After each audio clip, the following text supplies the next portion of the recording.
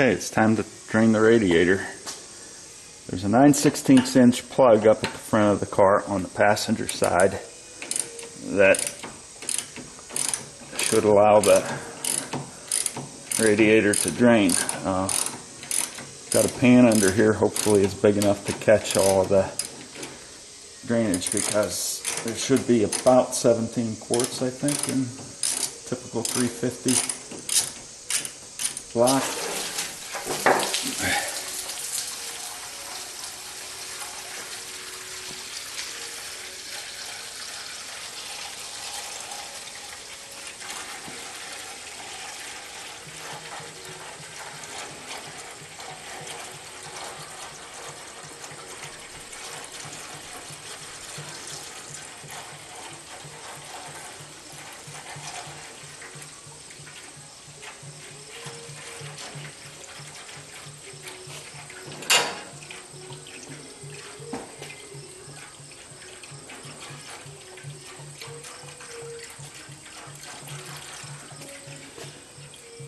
I'm just going to watch this and make sure that it doesn't overflow. For now, I'm going to turn off the video.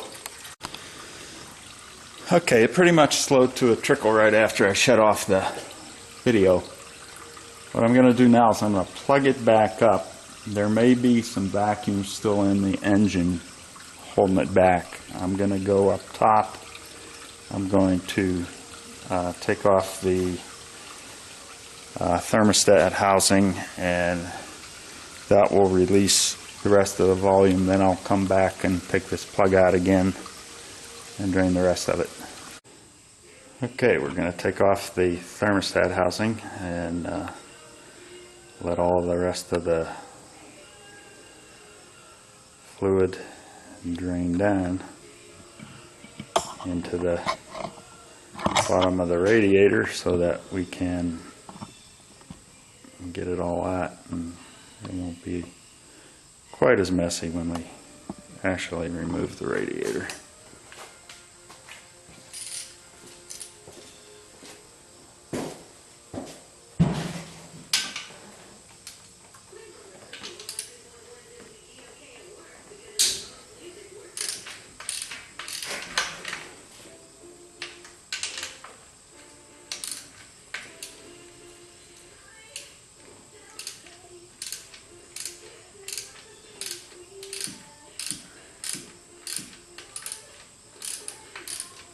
Okay, I can't get the ratchet on the other bolt here. I'm going to have to loosen the hose clamp because this is in the way.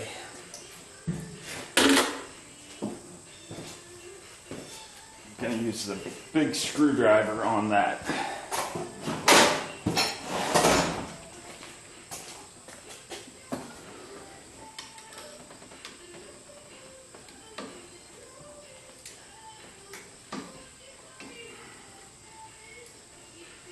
Once that's loose and pulled up, I can go ahead and remove that bolt and take off the thermostat housing. Interesting thing I found here. Someone has put a zip tie, and it is actually holding this spring that returns the throttle to the idle position. I could see that snapping after you've just put it to the floor, and the accelerator not going back to idle.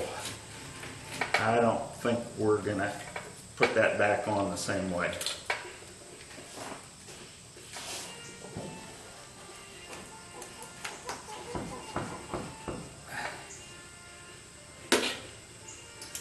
I'll take off the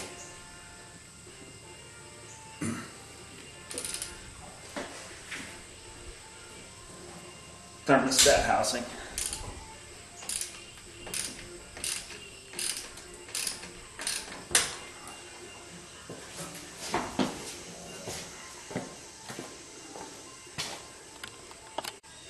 Okay, the thermostat housing bolts are out.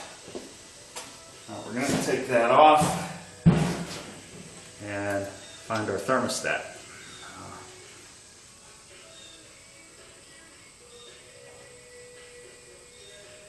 Looks like there is an O-ring in this housing, so it must be one of the good ones. Now the thermostat, I want to show you that the spring is what goes down into the engine, because the heat from the engine heats that, and then it causes the thermostat to open. Put it in upside down, I don't know if you can, but if you did, it's never going to open. You're going to have overheating problems. So go spring down into the manifold. Can't go wrong that way.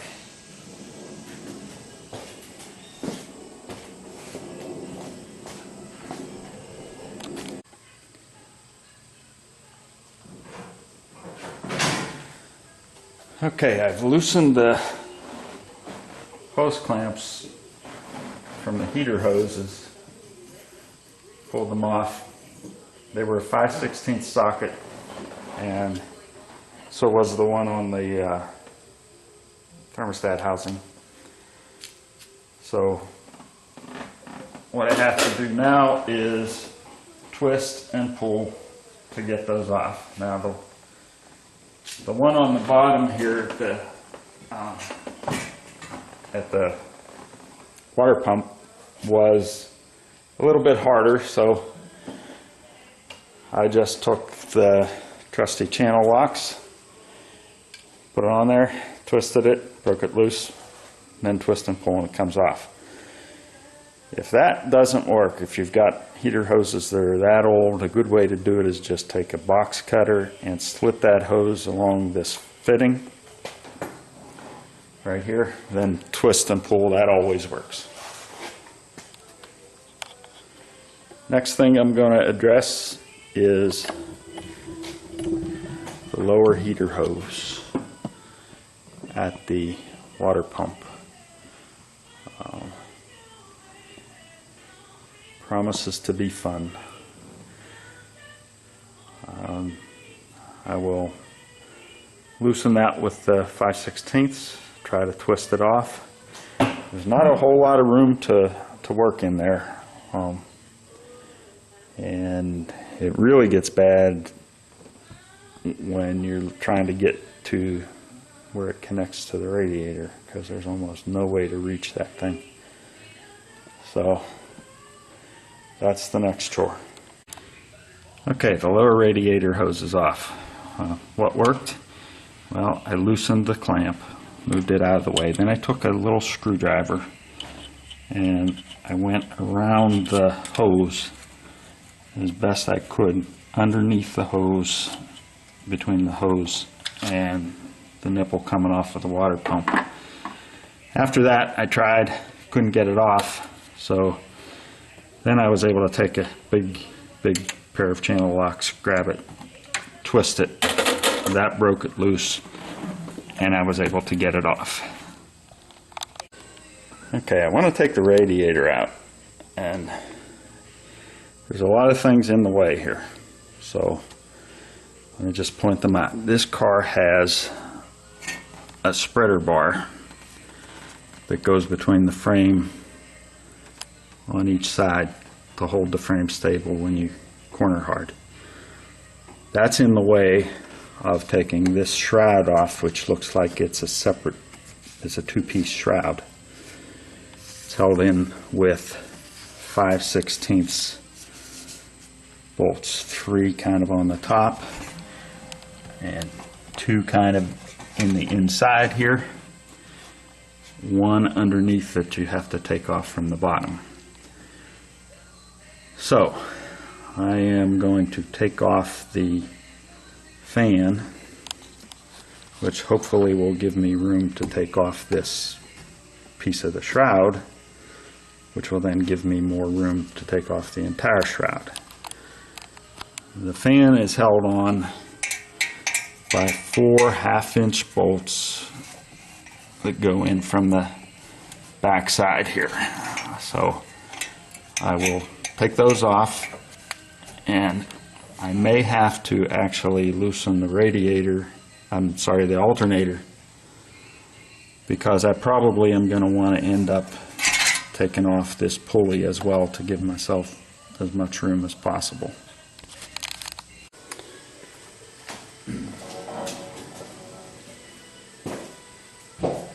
Okay, there's going to be 2 bolts that need to be loosened to take the alternator belt off.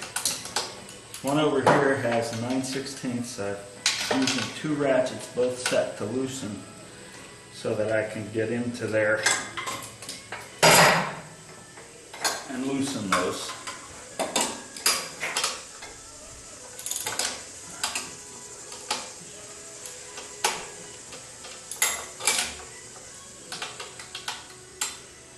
This does not need to come off, it just needs to be loose enough to allow that alternator to pivot so that it can loosen the belt so the belt can come off.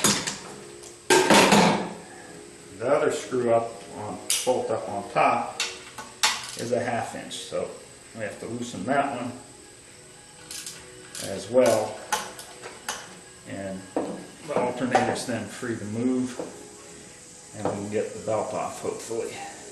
I'm running into a little bit of a problem with it hitting the valve cover, so I may actually have to take the valve cover off if this doesn't work.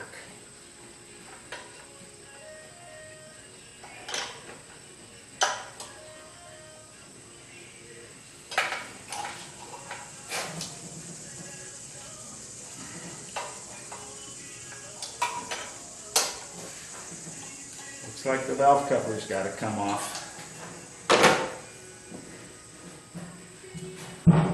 On this car, that's a pretty easy thing. Pull out the PCV valve, 4 wing nuts. Being careful not to lose the spreaders that put pressure along the whole valve cover, and also there's brackets the spark plug wire loom fits on, so be careful not to lose those. And 2 more of those and the valve cover should come off, and we should be able to get that alternator belt off. Oops, dropped one of the spreaders.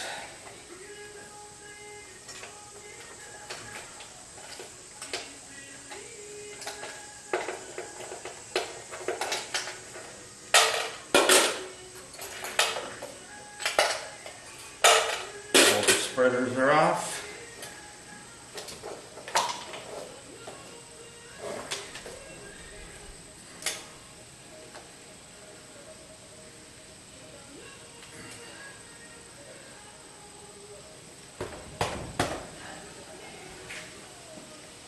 It's on there pretty tight. I may need to get a screwdriver and gently nudge it up off of the gasket.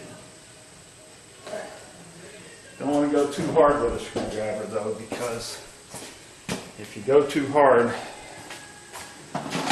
you surely will bend it and you'll have problems with a seal.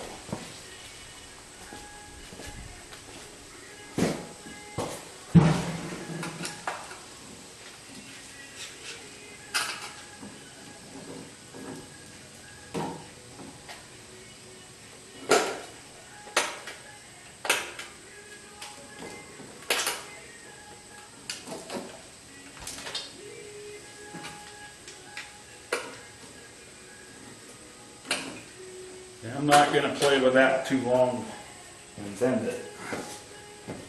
The other thing that you can do is your trusty rubber mallet. Gently tap it.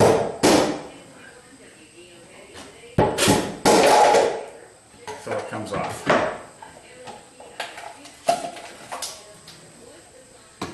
Now with the valve cover off, have more room to swing the alternator, and hopefully that belt will come off. There it is.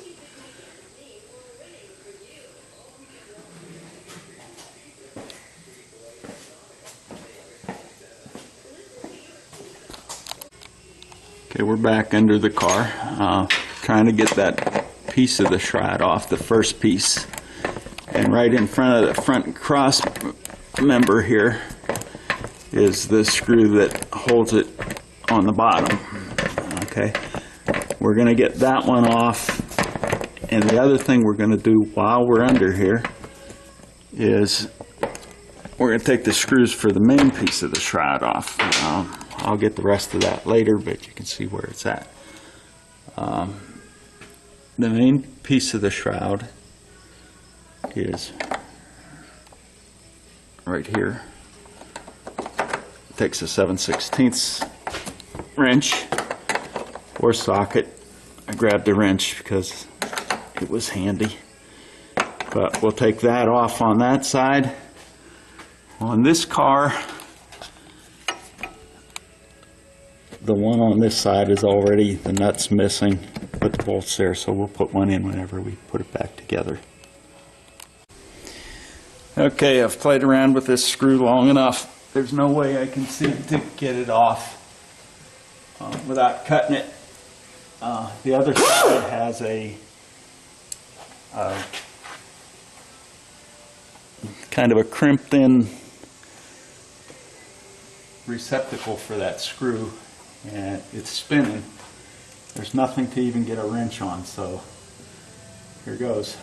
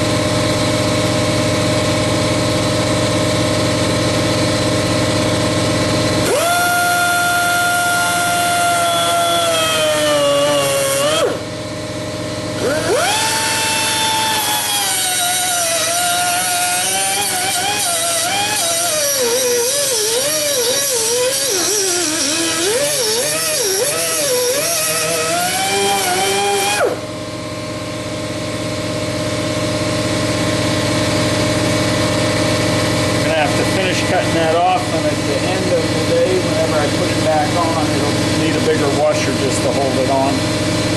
Good thing I'm not going for NCRS points, or I'd have to replace that. Not too much is working here for this.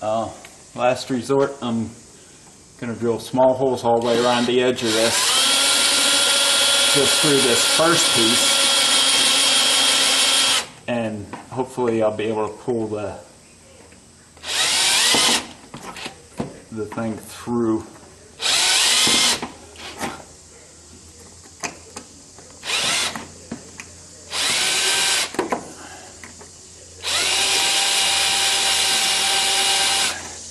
When I put it back, I'll probably put a 1/4 inch bolt in there, big washer, and it shouldn't be a problem as far as structurally anyways. I mean, it's not going to go anywhere, but it sure was no other way to get this out with that spinning on the back, and there's nothing there to grab, nothing at all.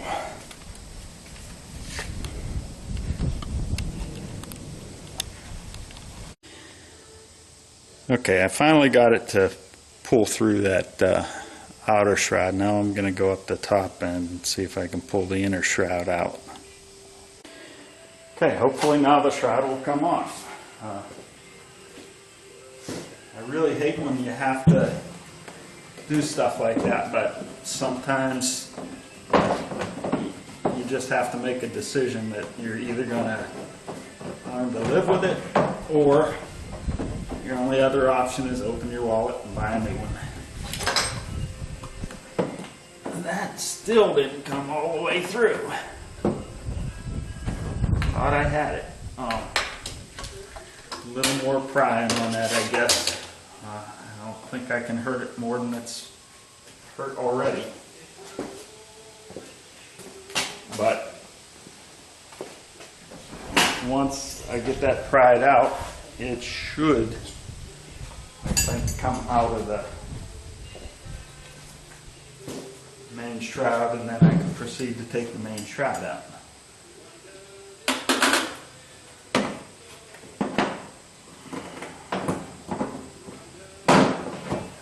There it is.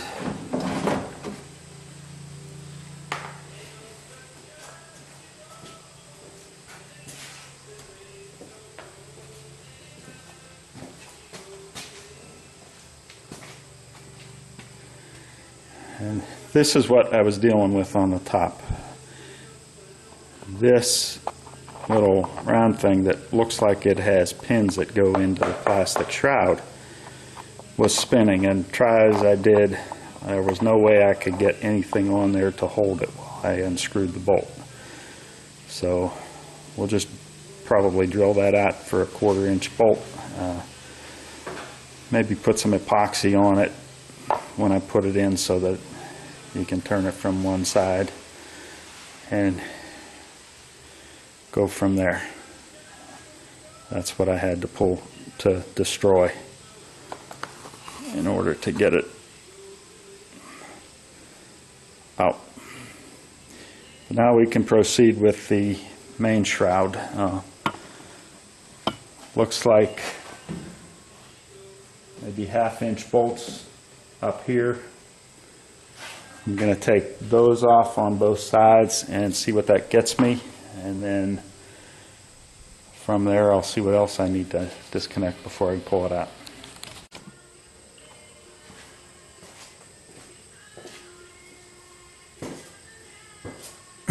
Okay, I removed these 1/2 inch bolts, went down and pried off the screw that I had taken off prior down at the bottom. Still a tight fit. Boy, it almost looks like the radiator needs to come out before the shroud can come out. There's brackets holding the radiator in, but boy, it would be nice to be able to have the shroud out to be able to disconnect that little radiator hose from the radiator. I'm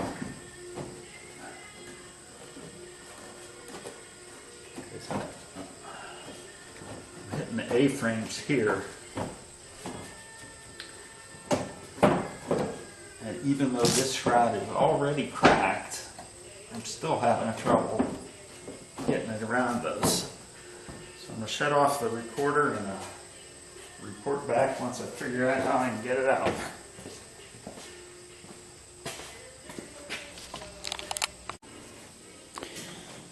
Okay, these bolts actually go in from this side. The nuts that are on these brackets appear to be welded on because I was able to just take these bolts out without holding this nut, and they are welded on. So once you take those out from the front side, the bracket just comes right off. I have to get the other side now, and then we'll try again on lifting the shroud out. Okay, I finally got it, I think. What happened was, this was already broken. I see that there's a radiator shop sticker on the radiator, so I'm thinking they broke it when they put it in. I had to drop my spreader bar, and now I'm having to rotate this thing 180 degrees in order to get it out. I had heard a lot of people say that they cut these in order to get them out. Mine was pre-broken. I did have to take the brackets off the bottom of it, both brackets, because it wouldn't rotate around.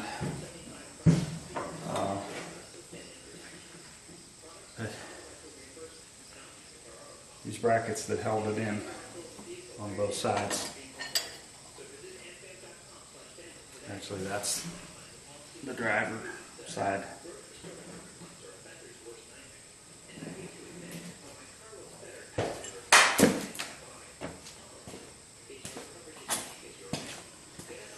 So, the radiator is out. When I was trying to get that stubborn piece out of the top there before, I dropped my 5/16 socket as I was working from the top. And of course, on the top there is a hole a little bit bigger than this one, so it fit nicely down that hole. And I was able to retrieve it with a magnetic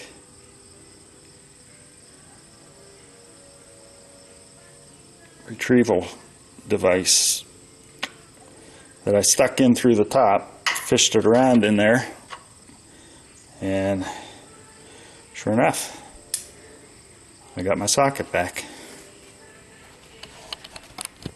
When I was taking the radiator brackets off, I paid attention, and on the outside of the car, the bolt on both sides is lower. So this would be the passenger side of the car, and we'd be looking at it as if we were in the front. And this would be the driver's side of the car, and I'm sorry, we're looking at it as if we're in the driver's seat. So that'll be the easy way to tell these apart whenever it comes time to put them back on.